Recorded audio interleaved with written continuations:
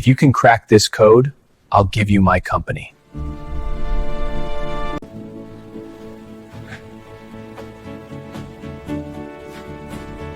Some stories don't just entertain, they change the way you feel, think, and see life. Welcome to ZZ Stories. A single dad MIT graduate turned electrician stands before a billion-dollar CEO who's just made the most arrogant bet of his life. One cybersecurity breach. One impossible challenge. One father's determination to prove that expertise isn't measured by the clothes you wear, or the tools you carry. What happened next didn't just shock the CEO, it changed everything. This is the story of Ethan Blackwood, and how one moment of courage turned a mocking challenge into the ultimate comeback. But to understand how a man with calloused hands and a worn tool belt brought a tech giant to its knees, we need to go back to where it all began. Before we continue, tell us, where in the world are you tuning in from? We love seeing how far our stories travel. 3 years earlier, Ethan Blackwood had it all. At 31, he commanded respect as a senior software architect at Pinnacle Systems in Silicon Valley. Fresh out of MIT with a computer science degree that opened every door, he had married his college sweetheart, Rebecca. Together, they built what seemed like the perfect life in their modest home in Fremont, California. Their daughter, Zoe, was the light of their world. A precocious 9-year-old with Rebecca's gentle smile, and Ethan's analytical mind. But life has a way of shattering even the most carefully constructed dreams. It started with Rebecca's headaches. Simple, everyday complaints that she brushed off as stress from her job as an elementary school teacher. "It's just the new curriculum," she would say, rubbing her temples after long days. Too many late nights grading papers. But the headaches grew worse. The doctor's appointments began. First their family physician, then specialists. Blood tests, MRIs, CT scans. Weeks of waiting for results that never seemed to provide answers. Until finally, they did. Dr. Martinez delivered the verdict on a Thursday afternoon in his sterile office. The words hit like a physical blow, an aggressive brain aneurysm that required immediate surgery. Complications arose during the surgery. What should have been a straightforward procedure became a desperate procedure to save her life. But Rebecca has slipped into a coma. 4 agonizing months followed. When Rebecca finally passed away on a quiet Tuesday morning in spring, Ethan felt his world collapse entirely. But the worst blow came when Ethan tried to return to work at Pinnacle Systems. "We understand your situation, Ethan," his manager, Mr. Hastings, said with practiced sympathy in his corner office. "But the company has restructured during your absence. Your position has been eliminated, and we simply don't have a comparable role available." "What about my experience? My projects?" Ethan asked, desperation creeping into his voice. "We've reassigned your responsibilities," Hastings replied, not meeting his eyes. "I'm sorry, Ethan. I really am." Suddenly, Ethan found himself a single father with no job, no home, and a traumatized daughter who needed stability more than ever. They moved into a cramped studio apartment in Oakland. The rent was $600 a month, all Ethan could afford with his meager unemployment benefits. Zoe's new bedroom was a corner of the living room, separated by a hanging sheet. "It's like camping," Ethan told her, trying to make it sound like an adventure. She nodded silently, her eyes holding a sadness that no 9-year-old should carry. "Have you ever felt like the world turned its back on you when you needed support the most? Keep watching, Ethan's story is just beginning." Ethan took whatever work he could find. His computer science degree felt worthless as he applied for jobs at construction sites, delivery companies, and warehouses. The transition from air-conditioned offices to manual labor was brutal. Until he discovered the electrical work that changed everything. He started as an apprentice with Morrison Electric, a small company that serviced commercial buildings throughout the Bay Area. The owner, Joe Martinez, was a gruff but fair man who valued reliability over credentials. "I don't care where you went to school," Joe said during Ethan's interview. "I care if you show up on time and do the job right."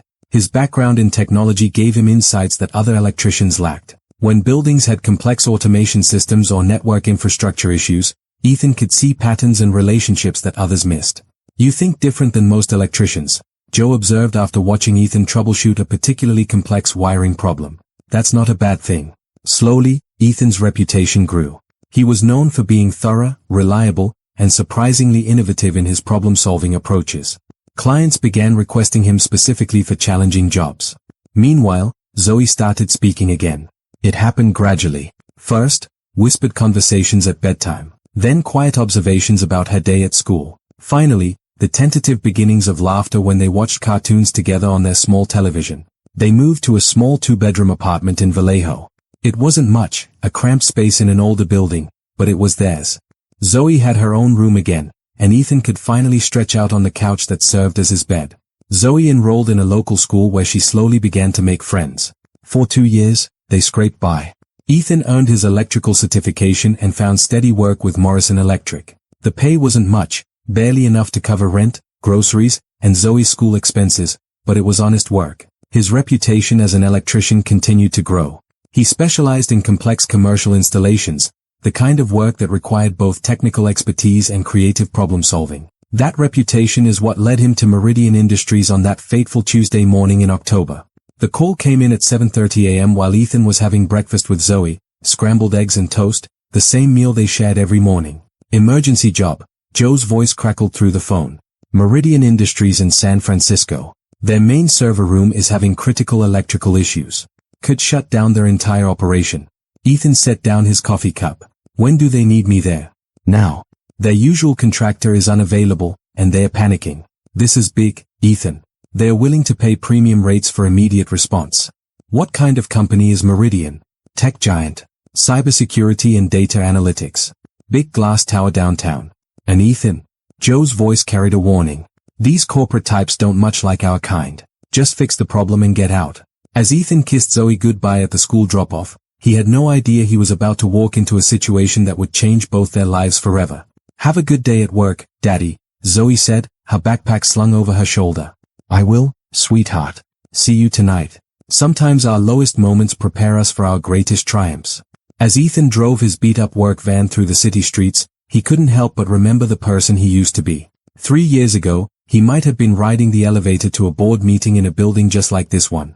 Wearing a tailored suit instead of work clothes. Carrying a laptop instead of a tool bag. The parking garage was filled with luxury cars.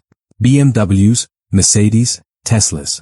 Ethan's van, with Morrison Electric painted on the side in fading letters, looked completely out of place among the symbols of corporate wealth. The lobby was even more impressive. Marble floors that gleamed under designer lighting. A water feature that cascaded down one wall. Abstract art that probably cost more than Ethan made in a year. The security guard barely looked up as Ethan signed in, handing him a visitor's badge that felt like a brand marking his lower status. Server rooms on the 35th floor, the guard said, his tone making it clear that service people were routine and unremarkable. Elevators are to your right. As Ethan rode the elevator up, surrounded by his reflection in polished steel, he tried to push away the memories of his former life. This was just another job. Fix the electrical problem. Get paid. Go home to Zoe. Ethan found the server room and immediately understood why they were panicking. The electrical system was a mess. Outdated wiring struggling to handle increased power demands from newer, more powerful servers. Dangerous fluctuations that were causing equipment failures throughout the building. It was exactly the kind of complex problem that Ethan had become known for solving. His background in systems analysis served him well. He could see patterns and relationships that a typical electrician might miss. As he worked, methodically tracing circuits and identifying root causes, Ethan could hear raised voices from the adjacent conference room. The walls were thin, and it was impossible not to overhear the heated discussion taking place just feet away. The entire system is compromised, someone was saying in a panicked voice. We're looking at a complete data breach. Everything, client information, proprietary algorithms, financial records, it's all potentially exposed. Ethan paused in his work, listening despite himself. A data breach was serious business in the corporate world. How did this happen? The voice that responded carried unmistakable authority. Cold, demanding, used to being obeyed without question. It appears to be a sophisticated cyber attack, another voice replied, trembling slightly. They've exploited a vulnerability in our core security protocol. We've been trying to trace the breach point for 6 hours, but whoever did this knew exactly what they were doing. What about our IT department? What about the cybersecurity team we pay millions of dollars for? They're stumped, sir. The attack vector is unlike anything they've seen. It's as if the attackers had inside knowledge of our entire system architecture.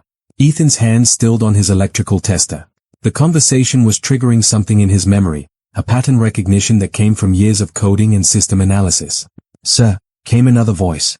Younger and even more panicked, we need to consider the possibility that this breach could destroy the company. If our clients lose trust in our security capabilities. Don't you think I know that? The authoritative voice was sharp with desperation now. Every minute we delay, we're hemorrhaging money and reputation. I need solutions, not explanations of how screwed we are. We've contacted CyberGuard Solutions, but they can't get a team here until tomorrow afternoon. What about the consultants from New York? They can't get here until Thursday, sir. And even then, they're not guaranteeing they can solve it. Thursday? The authority figure's voice cracked slightly. We'll be finished by Thursday. Our stock price has already dropped 12% since news of the breach leaked. By Thursday, we'll be nothing but a cautionary tale. We're looking at potential lawsuits in the hundreds of millions. Someone said. Not to mention the regulatory fines if customer data has been compromised. As Ethan worked on the final electrical connections, his mind kept returning to the cybersecurity problem. The more he thought about it, the more convinced he became that he understood the nature of the attack. Ethan finished his electrical work and began packing up his tools. The server room was now stable, with clean power flow and proper grounding throughout the system. But as he prepared to leave, the desperate voices from the conference room continued their futile discussions. Something stirred in Ethan. A combination of professional pride and genuine empathy for the panic he was hearing. He thought about Zoe, about the struggles they had faced together, about the way the corporate world had discarded him when he needed support most. But he also thought about the innocent employees at Meridian Industries who might lose their jobs if the company failed. People who had families to support, just like he did. People who didn't deserve to suffer because of a cyber attack they had no part in creating. He knew he could solve this. Taking a deep breath, Ethan made a decision that would change everything. He knocked on the conference room door. Have you ever had that moment when you knew you could help, but wondered if anyone would listen? Ethan was about to find out. The room fell silent at the sound of Ethan's knock. It was the kind of abrupt quiet that follows when desperate people are interrupted in their darkest moment. For a long moment, nothing happened. Then the sound of chairs scraping against the floor, followed by hushed whispers. Finally, the door opened to reveal a harried-looking man in an expensive suit. His tie was loosened, his shirt wrinkled from hours of stress. Behind him, Ethan could see a conference room filled with executives and IT professionals, all looking exhausted and defeated. Yes? The man asked, clearly annoyed at the interruption. His eyes took in Ethan's work clothes and tool belt with obvious distaste. I'm sorry to bother you, Ethan said, his voice steady despite the nervousness building in his chest. I'm the electrician who was working on your server room. I couldn't help but overhear your discussion, and I think I might be able to help with your cybersecurity problem. The man stared at Ethan for a moment, as if he hadn't heard correctly. Then he turned back to the room, his voice carrying a note of incredulous amusement. The electrician thinks he can help with our cyber attack. The response was immediate laughter, not malicious, but the kind of dismissive chuckling that comes when people hear something absurd. The sound stung more than Ethan had expected. The electrician. A voice called from within the room. Did he try turning it off and on again? More laughter followed, but it died quickly as a new figure appeared in the doorway. Maxwell Thornton was exactly what Ethan had expected from the voice he'd been hearing. Tall, impeccably dressed, with piercing blue eyes that seemed to catalog and dismiss people within seconds. This was a man accustomed to power. To being the smartest person in every room he entered. To winning. The electrician, Thornton repeated, his voice dripping with condescension as he looked Ethan up and down. And what exactly makes you think you understand cybersecurity, Mr. Blackwood? Ethan Blackwood, he replied, maintaining eye contact despite feeling the weight of judgment from everyone watching. I have a background in computer science and systems architecture. I think I recognize the type of attack you're dealing with. Thornton's smile was cold and calculating, like a predator who had just spotted easy prey. A background in computer science, he repeated mockingly, his voice carrying to every corner of the room. From where, exactly? Community college? Some online certification program? The question was designed to humiliate, to establish the vast gulf between them in front of an audience. Ethan felt the familiar shame wash over him, the sense that his current circumstances somehow invalidated everything he had achieved before. MIT, Ethan replied quietly. The room fell silent again, but Thornton's expression didn't change. If anything, his smile widened. MIT, he said slowly, savoring each letter. How impressive. And yet here you are, running electrical cables for a living. Quite an interesting career trajectory, wouldn't you say?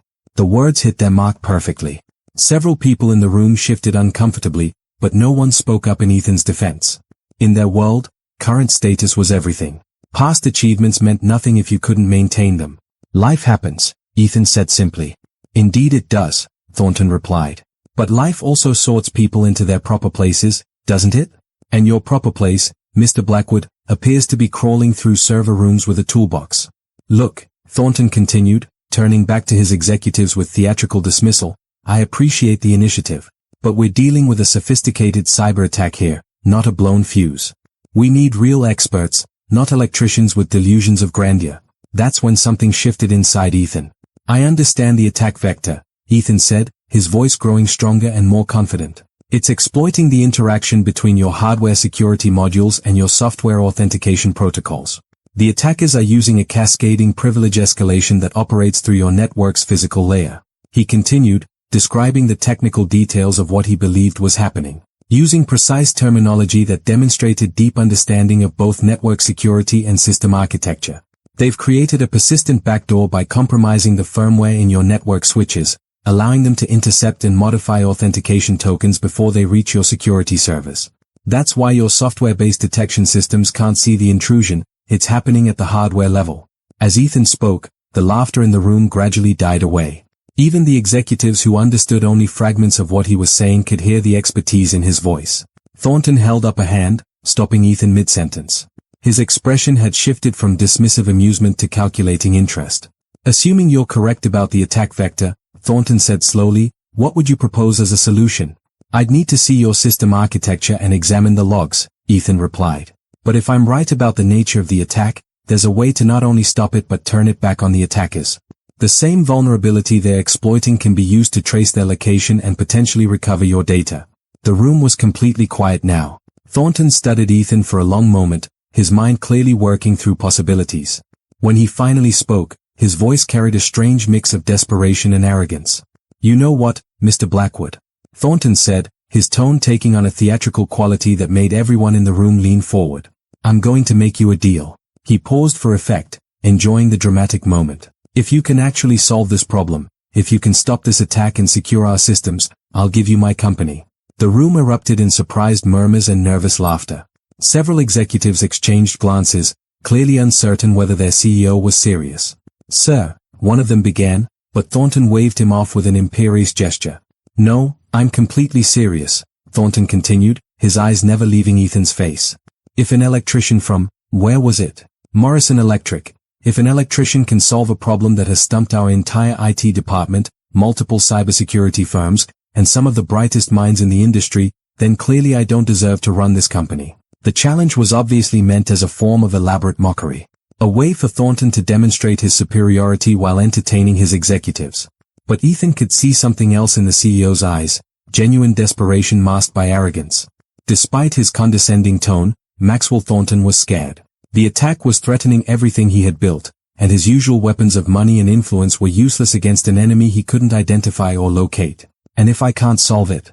Ethan asked. "Then you go back to your electrical work, and we never speak of this embarrassing interruption again," Thornton replied with mock generosity.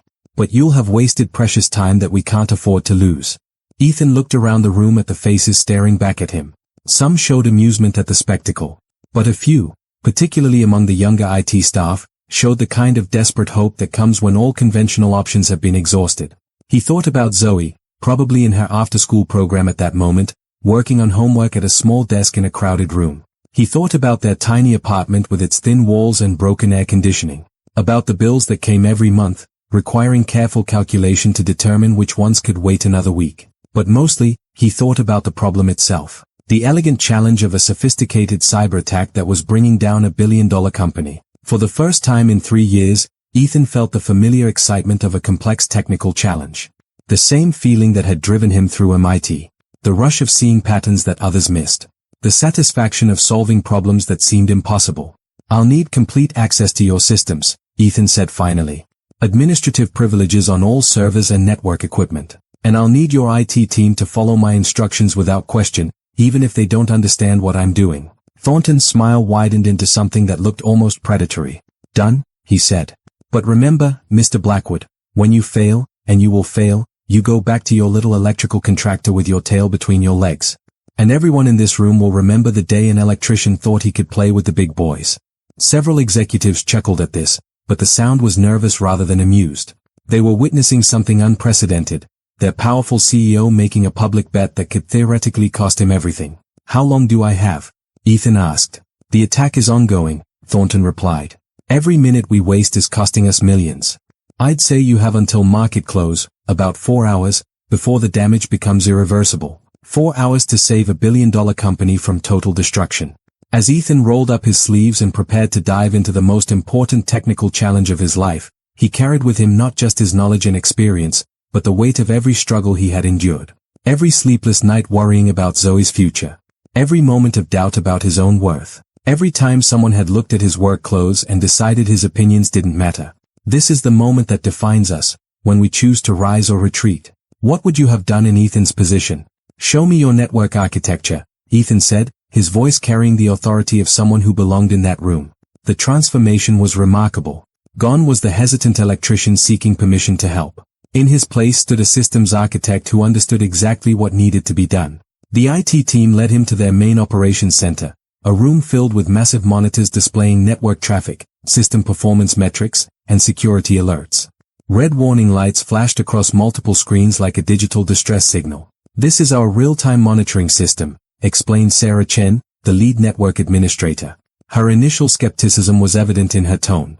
As you can see, we're under active attack across multiple vectors.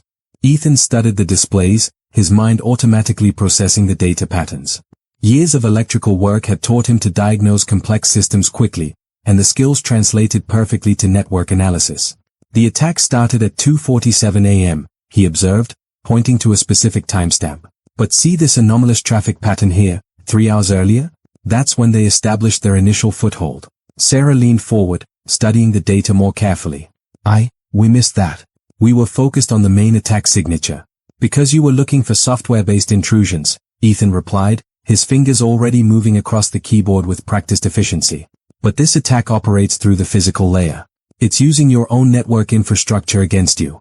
Within minutes, Ethan had accessed the core routing systems and begun tracing the attack's true origins. His unique combination of hardware knowledge and software expertise allowed him to see connections that had eluded the cybersecurity team. There, he said, highlighting a series of network packets that appeared normal to casual observation. They're using modified firmware in your core switches to intercept and redirect authentication requests. Every time someone logs into your system, the compromised hardware creates a shadow session that gives the attackers identical access. The IT team gathered around Ethan's workstation, their earlier skepticism replaced by growing amazement. That's brilliant, whispered Marcus, a young security analyst. And completely undetectable using standard software monitoring. How did you see that so quickly? Sarah asked. Because I've been crawling through buildings and tracing electrical circuits for 3 years, Ethan replied without looking up from his screen. You learn to see the connections that aren't obvious. As Ethan worked, word of what was happening spread through the building. Executives who had dismissed him as a delusional electrician began gathering in the operations center, watching in stunned silence as he systematically dismantled the attack. But stopping the intrusion was only the first step. Now we turned their weapon against them, Ethan announced, his fingers flying across multiple keyboards as he accessed different systems simultaneously. He began implementing a counterattack that used the attacker's own backdoor against them. What I'm doing now is essentially hijacking their hijack, Ethan explained as he worked. They created a persistent connection to siphon your data. But that connection works both ways. The main display screen showed network traffic flowing in reverse. Instead of data leaving Meridian's servers, information was now flowing back toward the attacker's location. You're tracing them in real time, Sarah breathed, her voice filled with awe. More than that, Ethan replied, his concentration absolute. I'm accessing their command and control servers.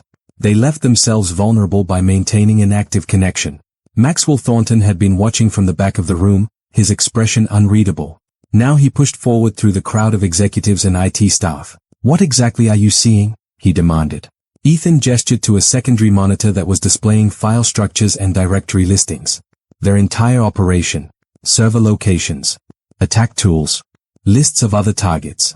And most importantly, he highlighted a specific directory on the screen. Your stolen data. All of it. Still sitting on their servers because they haven't had time to fully process and distribute it yet. The room erupted in excited murmurs, but Ethan held up a hand for silence. The hard part is still coming, he said.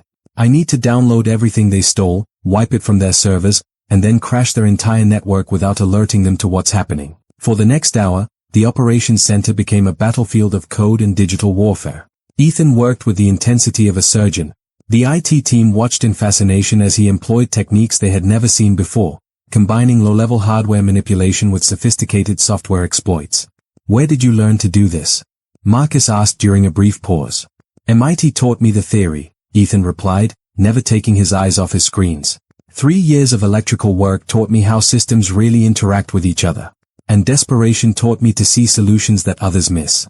As the afternoon wore on, more and more of Meridian's data was recovered. Client information, proprietary algorithms, financial records. Everything the attackers had stolen was being systematically retrieved and secured. But the true masterstroke came when Ethan identified the attackers themselves. There, he said, pointing to a series of IP addresses and network signatures. The attack is originating from a cybercriminal organization based in Eastern Europe. I've got their real identities, their physical locations, and evidence of at least 12 other major attacks they've conducted. The implications were staggering. Not only had Ethan saved Meridian Industries, but he had potentially stopped a criminal enterprise that had been terrorizing companies across the globe. With 20 minutes left before market close, Ethan executed the final phase of his counterattack. "Watch this," he said, his voice carrying a note of satisfaction. The monitors showed the attacker's servers going offline one by one. Not just disconnected, completely destroyed. Ethan had planted logic bombs throughout their network that systematically wiped every hard drive and corrupted every backup. "They'll never recover from this," he announced. Years of stolen data, attack tools, and operational infrastructure, all gone. The operations center erupted in cheers and applause. IT staff who had spent their careers studying cybersecurity were celebrating an electrician who had just pulled off the most sophisticated counterattack any of them had ever witnessed. But Maxwell Thornton wasn't celebrating. He stood in stunned silence, staring at the monitors that showed his company's systems completely secure for the first time in hours. His face had gone pale as the full implications of what had just happened sank in.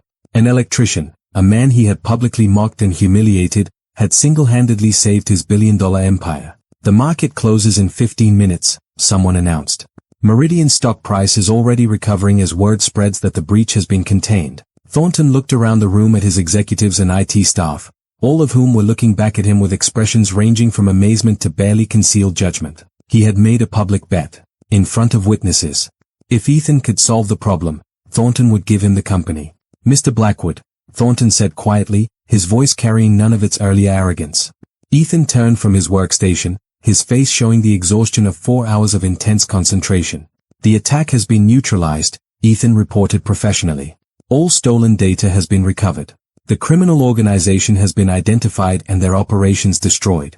Your systems are now more secure than they were before the attack began." Thornton nodded slowly, then looked around the room at all the people watching this unprecedented moment. "Ladies and gentlemen," he said, his voice barely above a whisper, "I believe I owe Mr. Blackwood my company." The silence that followed was deafening. No one moved. No one spoke. The weight of the moment pressed down on everyone present. But then Ethan did something that no one expected. He smiled. "Mr. Thornton," he said gently, "I don't want your company." The words hung in the air like a physical presence. Thornton stared at him in confusion. What? "I said I don't want your company," Ethan repeated. "What I want is something much more valuable." He paused, letting the moment build. "I want respect. I want recognition that expertise and capability aren't determined by the clothes someone wears or the job title on their business card. I want you to remember that the next time you're tempted to dismiss someone because of their circumstances." Ethan began packing up his tools, the same battered electrical equipment he had brought with him that morning. "But most importantly," he continued, "I want you to offer a job to Sarah Chen as your new Chief Information Security Officer. She's the one who will make sure this never happens again. And I want you to give Marcus a promotion." He understood what I was doing faster than anyone else in this room. The room remained silent as Ethan shouldered his tool bag. "As for me," he said, "I have a daughter waiting at home who needs to know that her father can handle anything life throws at them. And thanks to you, Mr. Thornton, now I can prove it to her." He started toward the door, then paused and looked back. "Oh, and one more thing. Morrison Electric deserves a contract to handle all of your electrical work. Joe Martinez runs an honest company that treats people with dignity. You should try it sometime." As Ethan walked toward the elevator, Maxwell Thornton found his voice again. "Wait," he called out. "Please. I was wrong. About everything. About you, about the way I treated you. You could name your price to work here. Chief Security Officer. Chief Technology Officer. Whatever you want." Ethan stopped and turned back one final time. "What I want," he said quietly, "is to go home to my daughter and help her with her homework. Maybe order pizza for dinner because her dad had a good day at work. He smiled again, and this time it reached his eyes. But I appreciate the offer. Really. And who knows? Maybe someday, if you learn to treat people the way they deserve to be treated instead of the way their circumstances suggest you should, maybe then we can talk. The elevator doors closed, leaving behind a room full of people who had just witnessed something extraordinary. Not just a technical triumph, but a lesson in grace, dignity, and the true measure of a person's worth. 6 months later, Ethan Blackwood received a handwritten letter. It arrived on a Saturday morning while he and Zoe were having breakfast, pancakes, just like Rebecca used to make. The return address was from Meridian Industries, but the envelope was personal, not corporate. "What's that, Daddy?" Zoe asked, looking up from her coloring book. "I'm not sure, sweetheart," Ethan replied, carefully opening the envelope. The letter was from Maxwell Thornton, but it was unlike anything the arrogant CEO might have written 6 months earlier. "Dear Mr. Blackwood, I wanted you to know that Sarah Chen is thriving as our new Chief Information Security Officer. Under her leadership, we've implemented security protocols that have made us an industry leader in cybersecurity. Marcus received his promotion and is now heading our threat analysis division. His innovative approaches, many of which he credits to observing your work that day, have prevented 3 major attacks in the past 4 months. Morrison Electric has become our exclusive electrical contractor. Joe Martinez and his team have impressed everyone with their professionalism and expertise. Joe tells me you've been promoted to lead technician and are training apprentices of your own. But the most important change has been in how we treat people here at Meridian. We've instituted new policies that value expertise and character over credentials and appearance. It's remarkable how much innovation emerges when people feel respected and heard. I still think about that day often. About how wrong I was, and how gracefully you handled my arrogance. You could have humiliated me in front of my entire staff. Instead, you chose to teach a lesson that has made me a better leader and, I hope, a better person. The offer still stands, by the way. If you ever want to return to the technology world, we would be honored to have you. But I understand that some things are more important than corporate titles. Give my regards to Zoe. I hope she knows how lucky she is to have a father who proves every day that a person's worth isn't measured by their circumstances, but by their character. With respect and gratitude. Maxwell Thornton. Ethan folded the letter carefully and looked across the breakfast table at his daughter. At 9 years old, Zoe had grown into a confident, happy child who excelled in school and had a close circle of friends. "Good news?" she asked, noticing his smile. "Very good news," Ethan replied. "It reminds me that sometimes, when we do the right thing, it creates ripples we never expected." That afternoon, as they walked through the park near their apartment, a nicer place now, thanks to Ethan's promotion and the consulting fees he had earned helping other companies improve their security, Zoe asked the question that had been on her mind for months. "Daddy, do you ever miss your old job? The computer work?" Ethan considered the question carefully. 6 months ago, he might have said yes without hesitation. But now, "I miss parts of it," he admitted. "I miss solving complex problems and working with cutting-edge technology. But I don't miss the way that world sometimes makes people forget what's really important." "What's really important?" Zoe asked, swinging his hand as they walked. "Taking care of the people we love. Treating everyone with respect, no matter what job they do. Being proud of honest work, whatever form it takes."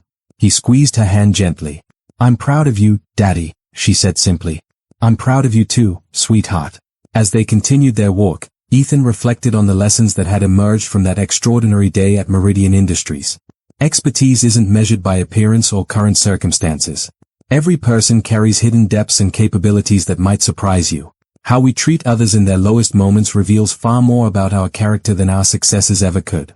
As the sun set over the Bay Area, painting the sky in brilliant shades of orange and gold, Ethan and Zoe headed home to their comfortable apartment. They had pizza plans and homework to tackle.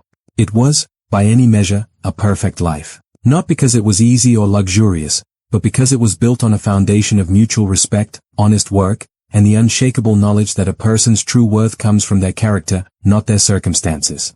And in a world that often forgets this simple truth, that made Ethan Blackwood one of the richest men alive. Friends, if this story touched your heart the way it touched mine, if it reminded you of the power we all have to change someone's life with a simple act of kindness, please don't just watch and walk away. Hit that subscribe button and join our Everbell Stories family.